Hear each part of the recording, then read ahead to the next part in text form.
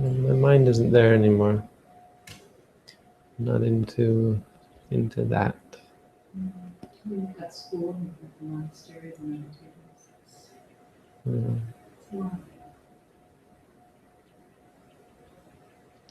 Good evening, everyone. Welcome to our live broadcast. Today's quote is about listening to the Dhamma. It's a good quote. It's one of them that we actually memorize for our Dhamma exams. If you ever want to take the first level Pali exam, first level Dhamma exams in Thailand, you have to memorize this.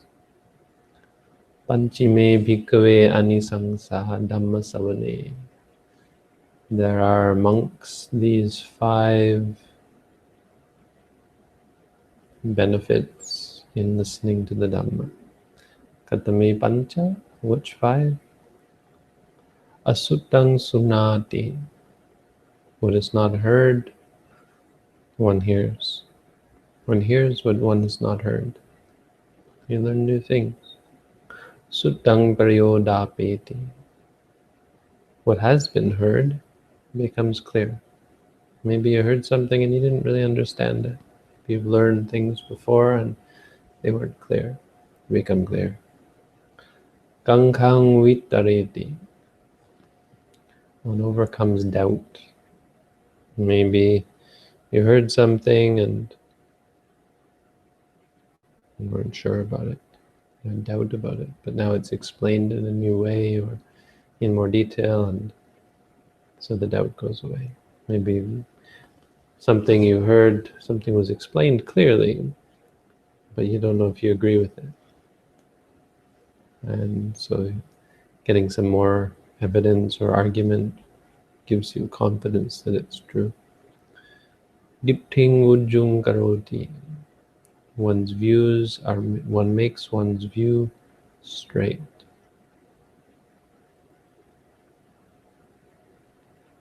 So one might have a misunderstanding of the Dhamma, that which one has misunderstood.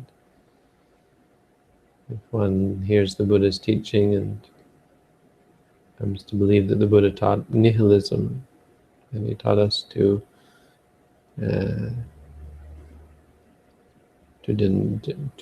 destroy everything, to denounce, to avoid, that kind of thing.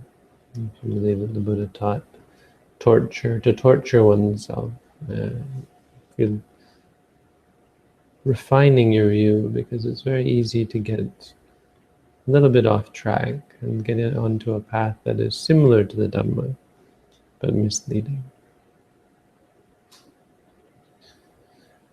Chittamasa pasidati. One's mind, the mind of that person, becomes bright, pure, clear, devoted. Becomes calm. Pasidati probably just means becomes tranquil, becomes settled. Becomes luminous is maybe also good. Maybe it becomes bright. The mind becomes radiant. Listening to the Dhamma. Listening to the Dhamma is a great catalyst for spiritual progress. I've talked about this before, of course. When you're sitting listening to the Dhamma, one of the biggest, most obvious advantages is you're stuck. You can't get up and do what you want. You're forced to listen. You're forced to stay still. Further, you're constant because of the nature of the teaching. If it is Dhamma, you're forced to, or you're constantly reminded about the path.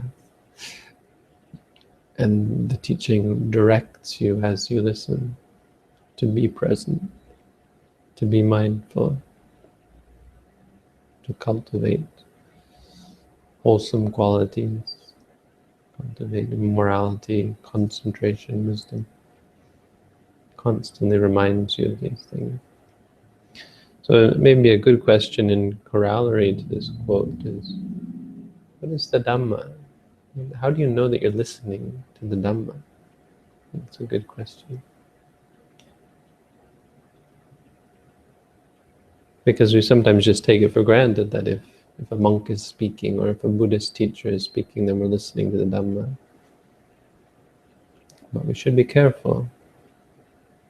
Because if you're listening to something that is not the Dhamma, it can actually disturb you. It can confuse you. It can get you on the wrong path. When I was in Mississauga recently, one of the monks, for some reason or another, had his notebook open, his laptop computer open, playing a YouTube video of some Hindu guru. It's really interesting. Devout Buddhists should listen to this video. Maybe not devout Buddhists, sorry. People who are well established in Buddhism should watch this, because it's very close. It'd be very easy to mistake this for Buddhism. Maybe not. It's somewhat easy. It's very easy to be caught up in this, what ends up really being garbage. Being misled, not garbage, but it's funny how you can watch it and listen, and suddenly, it sounds good, it's a charismatic teacher, and then suddenly like, wait, that's not right. That's not Buddhism. That's not true. That's misleading. That's misguided. There's something about, you can't let go. Oh, I don't know, he was really really twisting things, saying it was about desire. Desire is life. You can't stop living, so you can't stop desiring, or something. Really, really twisted, misled. So the fact that it's Dhamma is important. I mean, there is benefit to sitting patiently listening to anything. But if it's not Dhamma, this is dangerous. And I think the answer is we don't really know. And we don't really have a great test in modern times. I mean, you can go by the Buddhist words that if it's leading to renunciation, but how do you know if it's leading to give up the defilements? How does someone know? And really the truth is, in this day and age, we're in a bit of a dilemma, or a bit of a quandary. We're like the castaway and shipwreck, grasping at anything that seems to be seaworthy. Whether it turns out to be seaworthy, whether it actually floats or not, it's often actually just chance. What if you were to find a Hindu guru before you found a Buddhist teacher, and ended up on a teaching that was similar but not the same? Didn't actually lead to enlightenment. Not all teachings are the same. I think the only sort of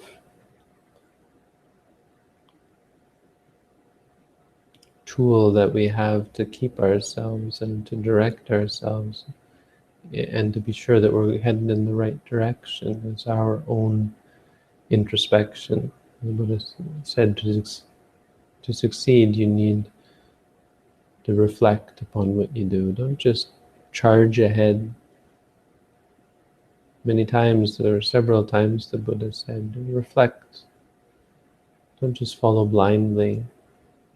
So question from time to time, is this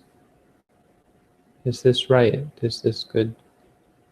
I always caution students not to question whether they're improving through the practice. I think that's difficult, problematic, because when you start to question, am I improving? Well, what are you using as your frame of reference? Now? Because everything is up and down. Your moods will change, and if you go by now, it might be worse than you were yesterday. If you're worse today than you were yesterday, well, does that mean that what you're doing is wrong? I mean, not necessarily, because it's very complicated. So if you look now, if you look at your progress on a day that things are good, you'll be confident. You'll say, "Oh, look at me progressing," and then the next day it gets worse, and you think, "Oh no, this practice is useless." It's very stressful to focus on results in this way. So if you want to know that what you are practicing and what you are following is right, you really have to look at the nature of the act, and that alone, and the nature of the state, the nature of the teaching. Is it pure? When we meditate, are our minds pure? Don't worry about the results. Look at the cause. Is the cause pure? Because that's the nature of, I mean, that's I think, something you can rely upon without any doubt, that a good cause leads to a good result. If you plant a seed, it bears similar fruit to the seed. If you do a good deed, it bears good fruit. So look at the deeds, look at the acts, look at the states. And likewise, look at the teachings, look at the nature of the teachings. When you listen to the Dhamma, you should be somewhat skeptical. You shouldn't just take everything for granted.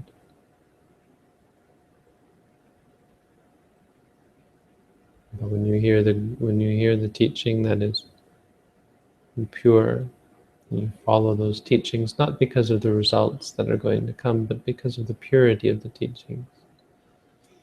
The results will be pure. I think that's much more sustainable.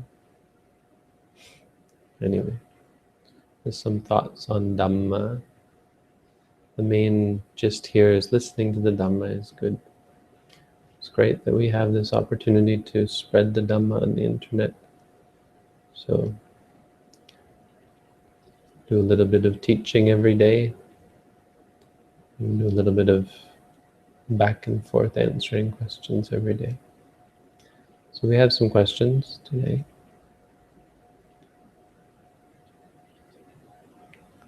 Mostly yellow. These are from people who are not meditating with us. Let's look at this Jittavi person. Okay, Jittavi is doing meditation with us. That's good. See, this is the benefit of one benefit of the site, is that we can focus our efforts and our community on meditation. So people who are not meditating, I mean, so that we don't get off track and start discussing and focusing on topics of that aren't related to meditation. Fortunately, here's a question that's not at all related to meditation. Why can't monks wear watches but can have clocks? I think I'm just going to skip that question. It's not really that much of an important question. In Theravada Buddhism, do you believe the bodhisattvas or heavenly beings or even beings from the hell realms can either help or hurt you? Is karma the only cause and effect, or can other beings affect your life?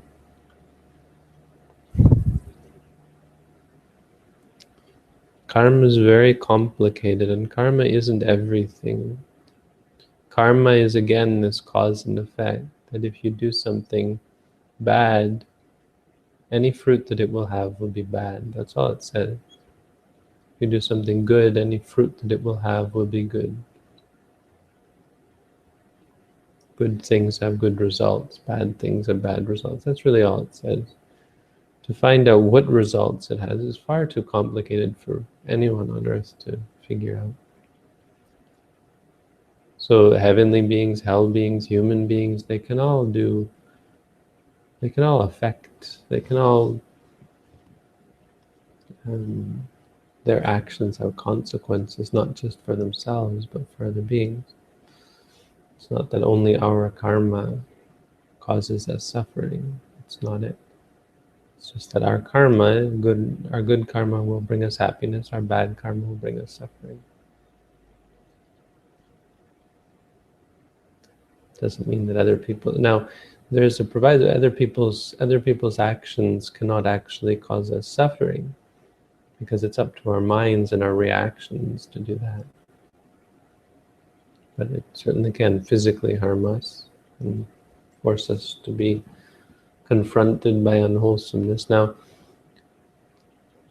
it's usually, there's usually a connection, like other people doing bad things to us is usually related to us having some kind of negative connection with that person. And if we're mean to someone, then it's quite likely that they're going to be mean back to us. So there you go. It's actually from our own original karma that we're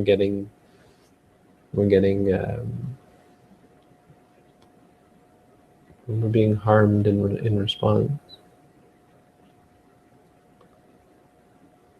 Why all these questions about monks? Uh-oh, I lost it all.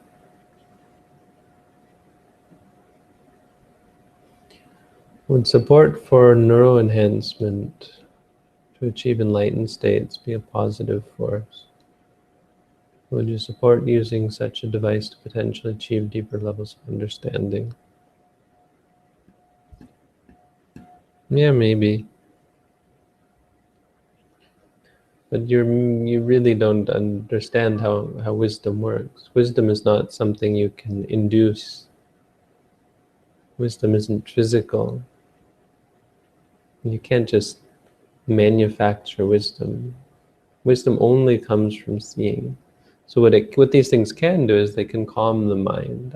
I wouldn't personally rely on them, because the world is not physical. The universe is not physical.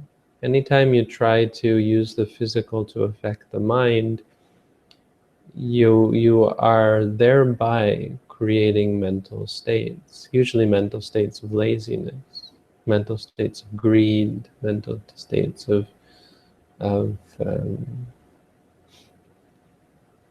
delusion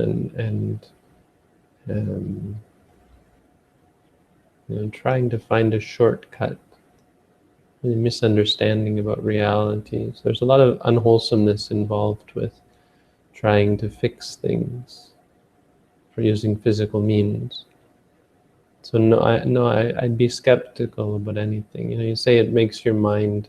I mean, to think that it could lead to enlightenment is absurd. But even to think that these states could calm the mind and thereby be a support for enlightenment is still to ignore the fact that true calm has to come and true enlightenment has to come from the mind, and that all you're doing is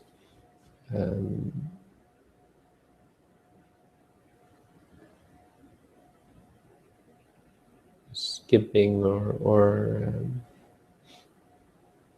trying to bypass the necessary mental development of effort and exertion and mental fortitude and rectitude and all that. All the good mental qualities that you're just bypassing out of laziness, really. Because you're too lazy to actually do the work. And that's a problem, because that mind state that says, let's take a shortcut, it's not a good mind state. So there's no way around it, because of you're hurting yourself by being lazy. So to say that somehow these things could help is misunderstanding the nature of enlightenment. It's not physical. Why do monks have, again, these questions, why do monks have to use the toilet sitting and not standing? Not really that important of a question. If you ever become a monk, we'll talk about it. I have a hard time breathing through my stomach. I feel like after a while I'm not breathing enough air and I have to breathe through my chest. It can get very uncomfortable. Discomfort is important. I mean, there's a lot of tension in the body, that's natural, but we're trying to see these sorts of things. A lot of it has to do with forcing the breath. But regardless of what it has to do with, the feeling of tension that you have and discomfort is important. These are the kind of situations we want to be faced with, as we want to learn how to let go. It's only uncomfortable if you react to it. When you feel uncomfortable, you should just say to yourself, uncomfortable. We're trying to put ourselves in an uncomfortable position. Not purposely hurt ourselves, but we're trying to situate ourselves in a way that opens us up to these uncomfortable experiences naturally, not inducing them, not torturing ourselves, but leaving ourselves open to them. And so when they come, you should try to be patient with them, learn to let go of them. That's what it's all about learning to be flexible.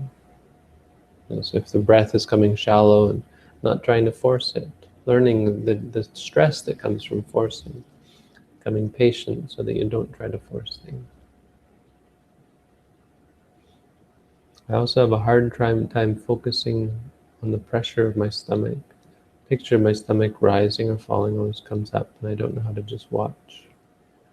Yeah, of course, this is the point. We don't know how to just watch. We have to force, and we have to control, and our mind plays tricks on us, naturally conjuring up these images. I mean, that's obviously not what the instruction is, and yet the mind interprets it that way because the mind is unable to, as you say, be unable to be aware. You want to focus, you want to be with the stomach, but you can't, and that's frustrating. But that's the nature of reality. This is very much the practice that we're doing. Learning how to accept, and not exactly accept, but let go of our expectations and become aware of things simply as they are rather than as we wish they were. So the difficulty in focusing, it's not a sign that you're doing something wrong. It's a sign of the nature of reality, that it's uncontrollable, unpredictable. And so this cultivates flexibility, patience, contentment, sort of detachment, in the sense of not being attached to expectations. If things are like this, okay, they're like this. If they're like that, okay, they're like that. Not they must be like this and they can't be like that. This need to control, this need for, need to stay with it. I mean, we start by focusing on the stomach, but it's not to say that all good practice is only when your mind is focused on one thing. That's not the way it is. It's expected that you'll be disturbed, that you'll be disrupted, that you'll be interrupted by many different things. So don't expect that you should always be able to follow the stomach. When you can, there's something else taking your attention. Focus on that. If you see a picture of the stomach, then you would focus, say, seeing. It's the nature of the mind. It's always going to trick you and take you away and pull you hither and thither.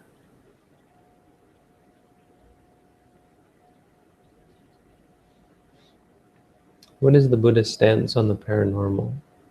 It seems contradictory to suggest that entities do not exist.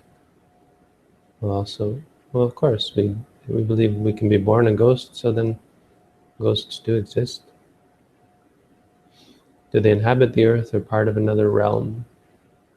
I think the understanding is they are, I mean, there's no earth, right? There's no realm, but it's possible, but there are times where human beings come in contact with ghosts. It's rare.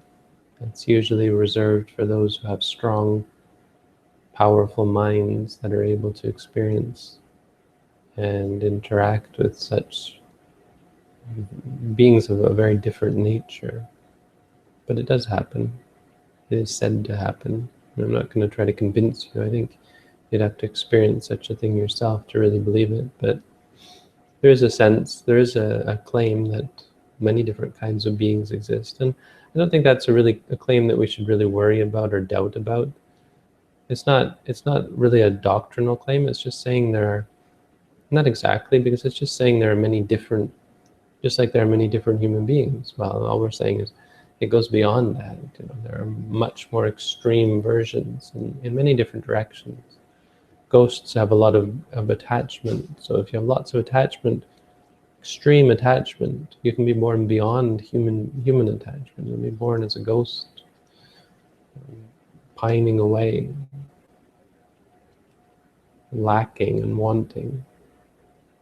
If you have lots of anger, you can be born in such intense anger, beyond human anger. The anger of hell, the suffering of hell.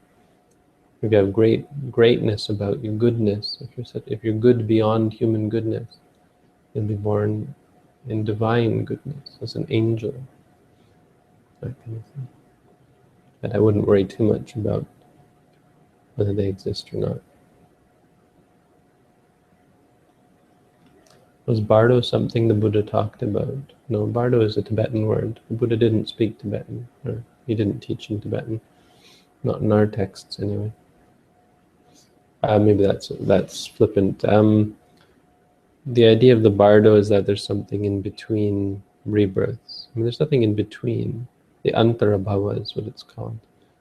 There is no Antarabhava. It's a bhava. If you die and you're floating around as a spirit, well, that's an existence. It's not between existences. It is existence. Existence is continuous. Death is just a concept. Reality is the mind arising and ceasing.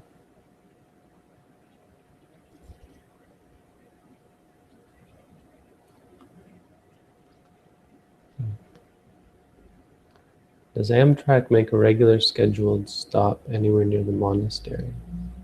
Good question. Well, we're in Hamilton, so you can look it up, Hamilton, Ontario. I would think buses are always easier, but there is Toronto. At the very least, you can take a bus to Toronto, a train to Toronto. But I think you might be able to take a train to Hamilton. I'm not actually sure.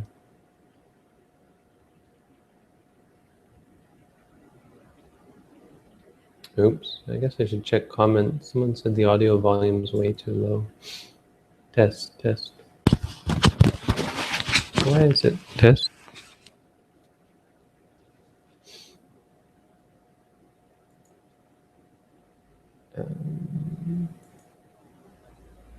Right. Yeah, if you're listening on the audio, it's been way too low, and that's because I forgot to do this. Test. No, that's not it. Monitor. Yeah, that's it. I think I'll just switch this over to this. My apologies. The audio recording is going to be way too quiet until now. It'll be louder. But the YouTube video should be okay. That's how these things go.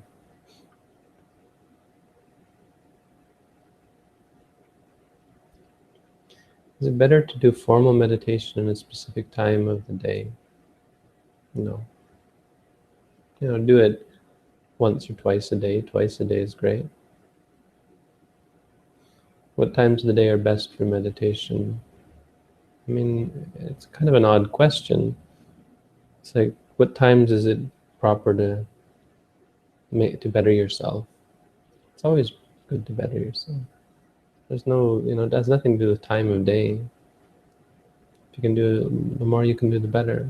I mean, you could argue that there are certain schedules that are more beneficial than others. Like, it's probably beneficial to do some in the morning and some in the evening. That's a general, but much more important, I think, is, well, what are you capable of? What does your schedule allow for? If it allows for some in the morning and some in the evening, that's great. That's a very common format for people working during the day. Is the desire to have children an attachment? Yes. I mean, these are just words, but desire and attachment are, desire need not be attachment, because attachment can be thought of as an extreme form of desire. If you just think, I want to have kids, it's just a one-off thought. It's not really attachment. But if you desire to have kids so much, it can become an attachment. It becomes an obsession, and therefore you're attached to it. But technically speaking, desire and attachment are actually just desire. Attachment is just a strong form of desire. So I don't know if that is interesting to you. But you can't get off the hook and say desire for children isn't really desire. It is. It's not positive. I mean, it's not positive in the sense that it's going to get you stuck in samsara, obviously. You'll have kids, it's a real stuck. Is it better to do formal meditation at a specific time of the day? Are we asking this again? 1 p.m. and 4 p.m. I mean, if you space it out, you could argue that that's better, because then it's more consistent, it's more continuous. If you just meditate in the afternoon, twice in the afternoon, well, you got all these hours where you're not doing formal meditation. So morning and evening are therefore good because it's spaced out, and it allows for more of a continuous, more of a all-encompassing practice.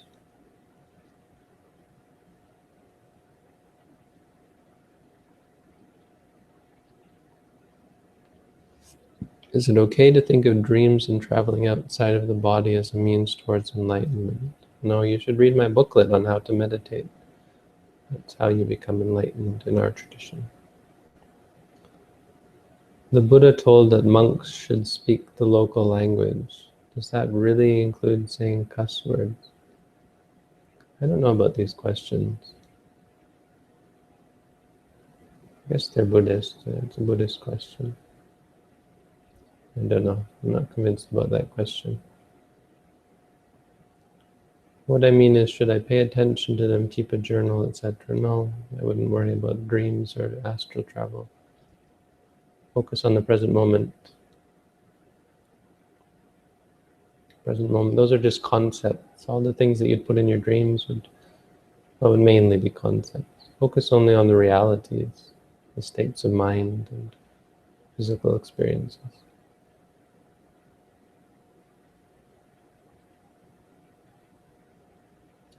This question I've already answered above.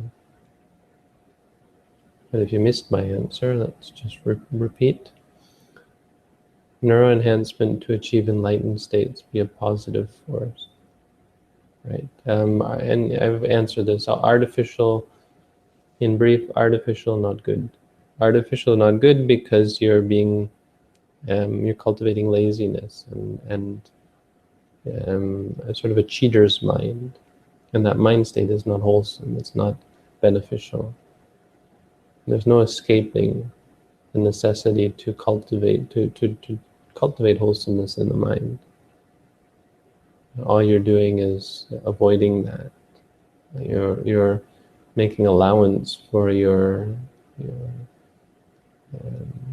lack of commitment, lack of mental fortitude. So it's going to be problematic if you try to find shortcuts in any way. What do you mean by purity? In general, I don't know when I was using the word purity, but in general, purity means free from defilement. So if your mind is pure, it means you see something as it is. Like when you watch the stomach and you say rising, if you're really aware of it as rising, your mind is pure. There's no greed, no anger, no delusion, no judgment, no reaction.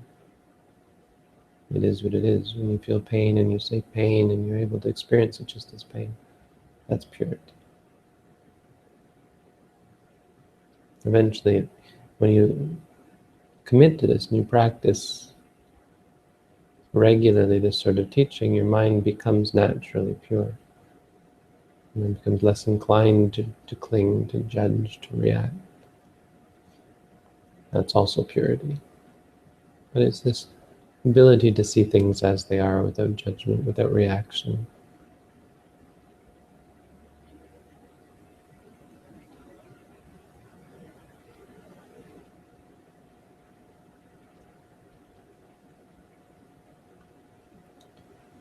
What do you think of some kid monks who literally ordain immediately without any years of practice? I mean, in and of itself, kid monks aren't bad. You don't ordain because you've practiced a lot, not necessarily. Although nowadays that's true. Nowadays we do try to get people to practice first, because otherwise it's just often a waste of people ordained for the wrong reasons. But kids, you know, it is possible for kids to, after they ordain, begin to practice. And I guess the problem is you ordain people with no intention of teaching them to practice. When these kids ordain, there's no intention for them to become enlightened. There's an intention for them to study, maybe, for them to perpetuate the religion, the institutional religion. But if a kid ordains and is taught meditation, well, that's good. I think that's a great way to grow up. Nowadays, even in Buddhist countries, they're making laws so that kids have to go to school. So even novices are going to public school and learning all sorts of worldly things, which, you know, arguably is okay, but it's not really what monks should do. So there's a problem there. There's a bit of a conflict there. And you think, well, you should do one first and then the other. If you're going to learn all those worldly things like math and geography and history, well, go and do it first and then become a monk later. Or just don't do it at all. But modern society dictates that they require kids to have this secular education. So probably should get that first. There are certain secular things that are useful, but you know, if you're taking history and mathematics. Mathematics, you could argue, useful for building, for example.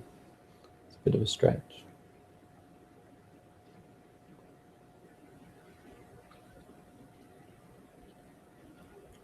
Where does scientific thought fit in with Buddhist tradition? It often focuses only on the physical and ignores the spiritual. Well, that's not scientific thought. That's materialist. The material sciences, they're called. The material sciences are more or less stuck in a physicalist view of the universe, and it's just a paradigm. So yeah, there's a problem there, but it's not the scientific method is fine. Although even the scientific method is, yes, still focused on the impersonal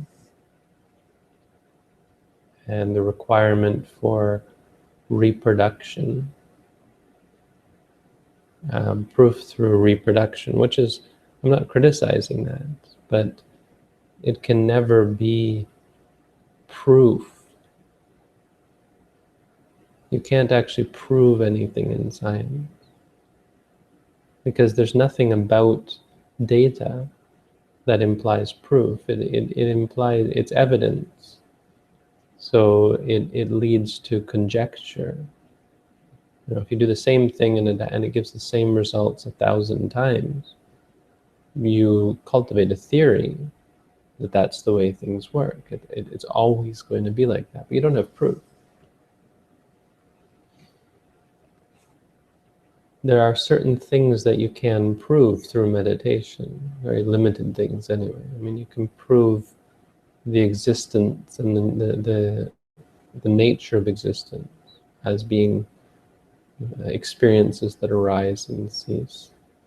So, I mean, maybe proof is a bit of a bad word, but there are certain things that you know for sure from a first-person basis. I mean, simple things. You know that seeing is seeing. You know that hearing is hearing. So it's a different sort of science because you don't quite need evidence. Or there are certain things that you don't need evidence for. But on the other hand, enlightenment itself is very much follows the scientific process. You cultivate this awareness of things as they are enough, again and again. And eventually the mind becomes convinced, only through evidence, not through proof. But it becomes convinced through the evidence of seeing things arising and ceasing, seeing impermanent suffering and non-self again and again, that it finally comes to the conclusion, through conjecture, through extrapolation, that all of these things are impermanent, suffering, non-self. All things must be. And it lets go. So the mind decides to treat the universe as though it were completely full of impermanent suffering and non-self things, because that's all that it sees.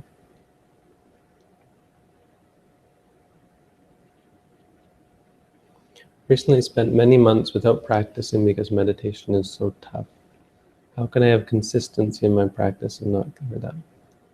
Well, take heart, because if it's tough, that's a sign that you're doing it properly. That's a sign that you're benefiting from it.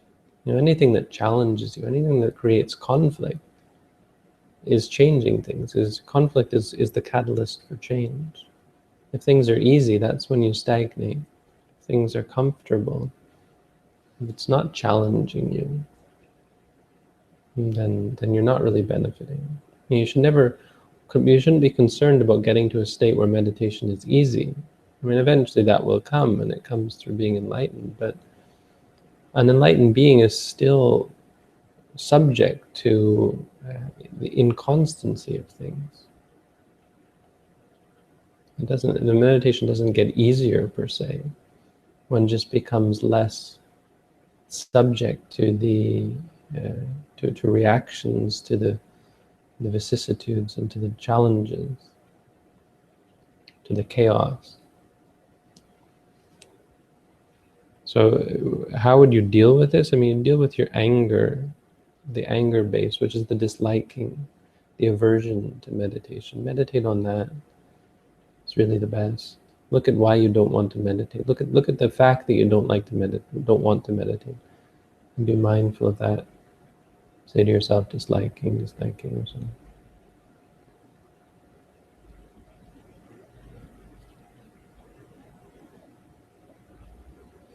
Any advice on being around people who engage in idle chatter? Skillful ways to engage with them. Oh, that's actually, it's a fairly simple one, is you just be mindful, hearing. Let them talk and just meditate on it. I mean, it's challenging to be able to do that. But when you can remember, you'll feel a lot better. Try to be mindful in everything you do. Whenever you use it, you'll feel better. You'll feel purer. Your mind will feel clearer.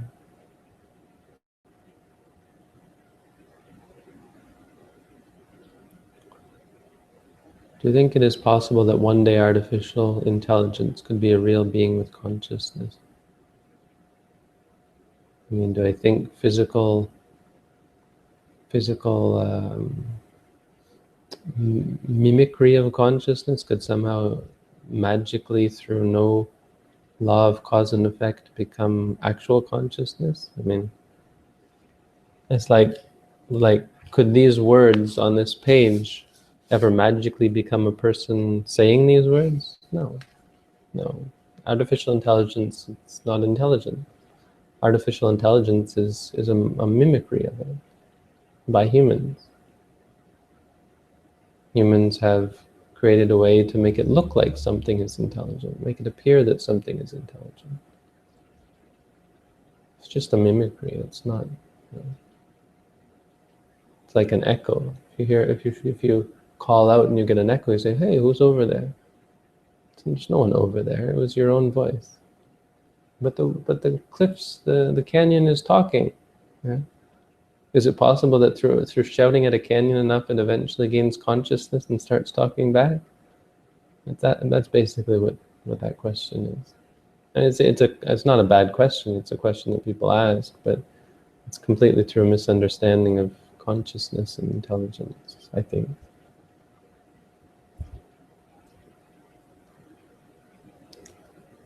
Is it fair to say that Buddhism is a philosophy? I don't know. I mean, it's just a word. Just a word.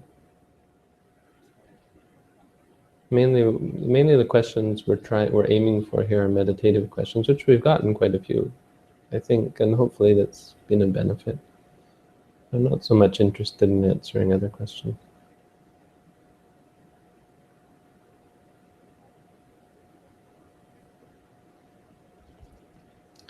All this wondering, you have to be mindful, wondering, curious.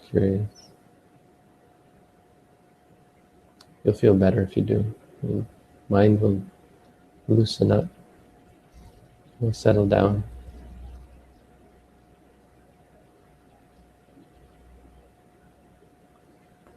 Okay, enough for tonight. Thank you all for tuning in. We're still in the process of moving. Robin's here with me. I'm not going to turn the camera, but she's right here. So I'll try to be on again tomorrow night. Thank you all for tuning in. Wishing you all the best.